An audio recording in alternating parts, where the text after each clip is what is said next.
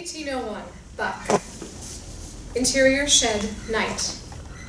In a boarded-up shed lit by torches, Adell and Leung, 8 and 12, bound on their knees and watch as Amiyah, 20s, is restrained between them by Cassell, 30s. It's time the little one saw. With her eyes and ears, Amiyah follows Cassell's blood-stained, steel-toed shoes as he exits the room, getting a glimpse of the knife and revolver draped on his belt. What's going on? Shh! Get in there. Amiyah's eyes shoot to the door as Cassell kicks Ebo, 20s, battered, gagged, and restrained, into and across the shed. You know where to go. Amiyah looks across the room to find a large tree stump, and then immediately back to Ebo, crawling across the shed as Cassell towers over him. Family is all here. Adell and Leung quiver as Cassell grabs and slams Ebo, belly down on the stump.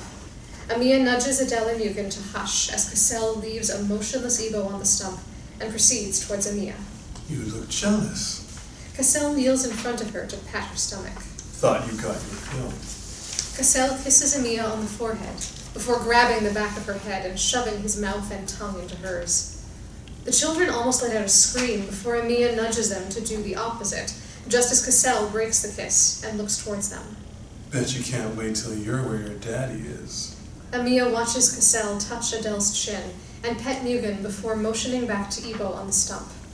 With Cassell's back turned, Amiyah mouths to Ebo, "Fight." Once at the stump, Cassell retrieves a knife from his belt and teases Ebo with its blade before he slowly slices open what's left of Ebo's pants. Cassell eyes a weeping Ebo head to toe. No noises, damn it.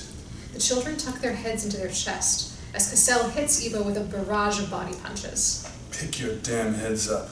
Y'all are gonna watch this happen here. The children slowly pick their heads up to Cassell's belt being unhooked and dropped to the ground, his knife and revolver crashing just behind Ebo's feet. This time, Amiyah whispers to Ebo, "Fight." Cassell stares at Amiyah for a long time before he removes his pants and walks towards her. As he gets closer, Amiyah notices his attention shifts from her to Adell and Leung. She scoots ahead of Adell and Leung in time for Cassell to smack her across the face and grab her by the hair. He's not here for you. Cassell throws Amiyah to the floor and drags her towards Ebo. He drops near Ebo's feet, on top of the pants. Cassell, aroused, positions himself behind Ebo and grabs his hips.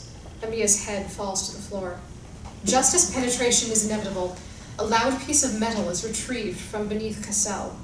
Cassell, hearing this, curiously pauses and turns to look below him. Boom! A bullet hole now divides Cassell's head in two. Ebo turns to look back at a paralyzed Amiyah with a smoking revolver in her hands.